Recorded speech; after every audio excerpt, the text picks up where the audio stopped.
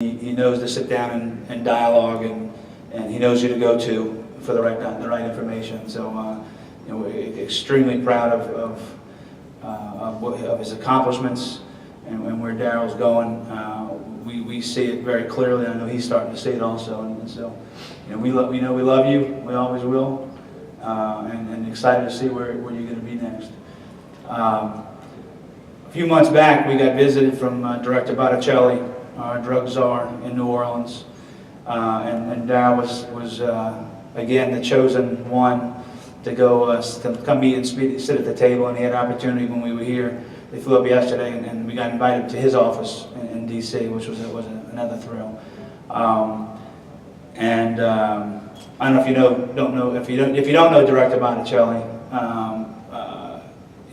We walked in the office, and he looked straight at Darryl and goes and gives him a hug. And he was so excited, and he didn't know I was bringing him. He thought he was just coming to see me, but you could tell how much he lit up when Darryl walked in the room. I'm going to go to another clip real quick, and then we're going to go into some questions. If it wasn't for my son, I probably wouldn't even be doing what I'm doing right now. And he motivated me to just want to change and do something different. I was doing the same thing, getting the same result. And I realized in order to get a different result, you have to do different things. And my son motivated me to want to do that. I'm Brandon Salvatore. I'm lead cook at the Maison Dupree Hotel. I actually began working in food service when I was 18 years old. Fresh out of high school, I went to Cafe Reconcile, and I was introduced to the food world. I just love cooking in general. Right from day one, I knew that this is what I was supposed to do. But me and Mr. Rick kind of just had a bond right from the beginning. And I just asked him, like, if I cut my hair, would you give me an opportunity? And just from there, we just been working together.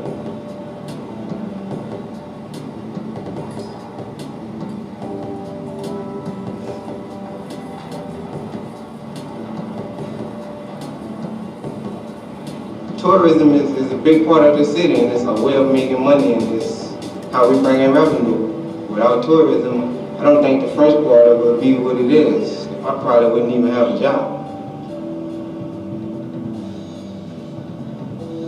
New Orleans will always be home. Tourism is how.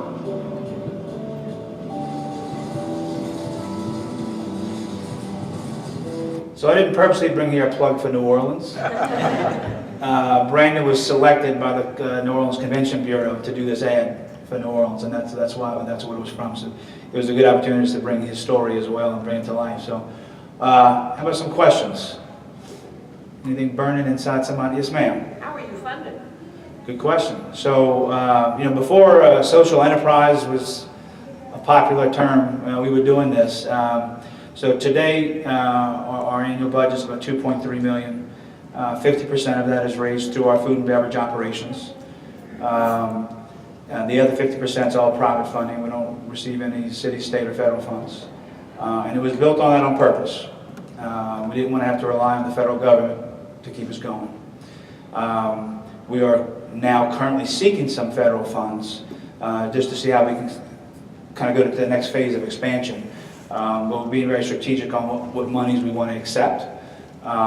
And to make sure we're not falling into the pitfalls that most nonprofits fall into is they start a program because of funding. That funding runs out, and they have to adjust what their mission is and what they're doing and what services they're delivering because there's new funding coming from this area over here. And so I think that's probably been one of our greatest successes. And we're now in our next strategic planning process to duplicate this process or the organization, but also expand on the revenue generating aspect of it. Yes. In terms of marketing, I know that a lot of human services nonprofits, they go by word of mouth or referrals. But I thought it was really incredible. I was talking to Mr. O earlier, how you managed to get all your alumni back and engaged. Is that through like email marketing, or do you have a separate community within New Orleans? it's amazing how much the youth stay connected. They talk to each other. You know, this isn't we don't try to figure things out. We want to figure something out, we go talk to them. What do y'all think about this? How would you want it done? And that's how most of the added pieces of our program are. And so the Alumni Association, you know, we saw a drop when we moved back in our new building. We renovated our space. We moved back into the building 2 years ago.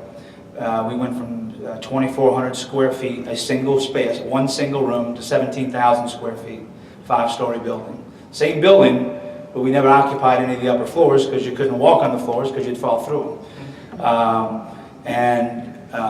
You know, being in that much larger space brought on challenges and taught us a lot about being in a much bigger space, and we needed to, you know, change how we were intentional on doing things, because being in one room, you're forced to be together.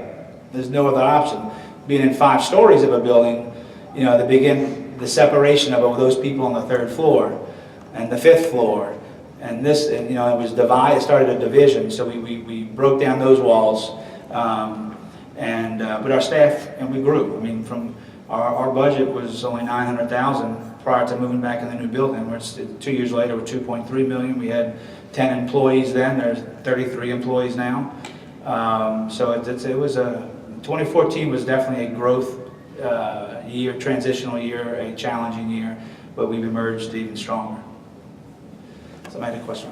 Yeah, do you plan to possibly expand into another city, or if not, are there other folks that you would share your model with? Or? So 3 years ago, because of the asks were coming in so strongly, one of our founders and founding board members started another organization, an offshoot called the Reconciliation Institute. And they answer those calls for the organization on how do you start it up, how do you do this. You may have an existing social enterprise already, how do I get it to the next level. We're not, it's not 100% full in effect, because it is about capacity and what do you have to grow it. So in our strategic planning process, we are going to figure that out and put an action plan together to duplicate it, because we have a list of at least 100 today who are ready for it. And that list is growing rapidly. And that's why we had some of these meetings. I came up 2 days earlier because we had some pretty productive meetings. I've been working with the National Restaurant Association for the last 3 years. They finally adopted in their strategic plan and was passed by their board in January, Opportunity Youth. They finally recognize that there's a segment of employment which is that high turnover in the industry, has been neglected for too long, and they're now calling us and actually coming next week to us in New Orleans to look at our model as a national model. So they're going to put all their efforts of the National Restaurant Association and businesses and corporations behind this to make sure we address this and don't have that turnover. And so we can develop a program that we're writing now, which has had to hire, train, and retain entry-level and youth employees, because there really is no model out there for that, to teach employers to get away from the policy handbook and 3 strikes you're out. And when somebody shows up, they're late, just ask them, hey, is everything okay at home? It's a completely different approach. And the model works. You know, I come from the for-profit world in the restaurant industry. And I spent 13 years of my life at a place called Acme Oyster House, 100-year-old brand. When I got there, we had 20 employees, $900,000 in revenue. When I left 13 years later, there were 5 restaurants, 24 million, and 450 employees. And the success that we built there, the culture that we built, was that, I hired a cashier 20 years ago this August at $8 an hour. I'll fast forward, for the last 10 years, she's been the general manager, and I guarantee she's probably making close to, if not well over, 6 figures. And this is the same inner city girl, came to us pissed off and bitter about life, but I found out why she was pissed off and bitter. Her boyfriend, who was in prison, was released and moved back in with her, and she didn't have the skill set and the confidence to ask him to leave. And we worked with her on that and got him out, and she blossomed from there. That's the training model I'm bringing into the restaurant industry and the hospitality industry.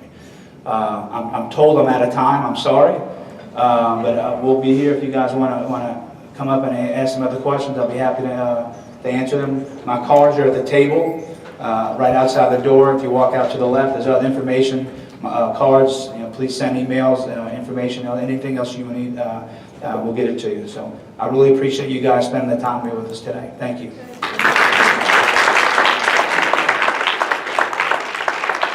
If you ask a question, come get some goodies.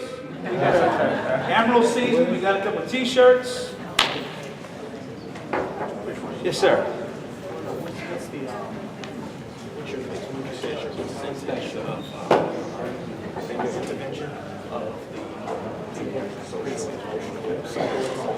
I didn't ask a question myself. What do you say? I said yes. We teach very little technical. Very little. It's probably 90-10. Yeah, so they're in the cafe 6 weeks. They work 3 weeks in the front of the house, 3 weeks in the back of the house, and they rotate around in all those positions. But our goal is the continuum of life skills education from the classroom, like communication. That's the number one piece. The number one area that they're scared about going into is the front of the house waiting tables. And so we know that that's it. So once they get through that phase, that was nothing. But we talked to them about that. Why are y'all leaving the program and not wanting to work in the front of the house? And this was at a time when we didn't have trainers in the cafe either. The students were the staff. Wrong model. We learned that. And when I asked them, what is the biggest, why don't y'all want to do this? And the answers were just mind-blowing across the scale from, I've never been in a restaurant, to I've never been around so many white people, to, I'm telling you, it's, you know what, we got to change the mind. So now all of our trainers, all our employees in the restaurant are graduates. They're working somewhere else, but they come work part-time here to train for the next year coming in. And so now you got peer training, you have shadow. Yeah, and they understand that's my program, that's my ladies. And so they're going to learn a lot more there.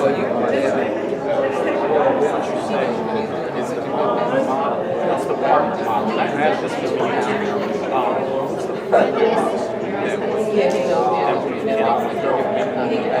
What would you hope would have been done in the earlier years to keep the cafe rates? My opinion, teen pregnancies, where kids are born into poverty. There's got to be in the present.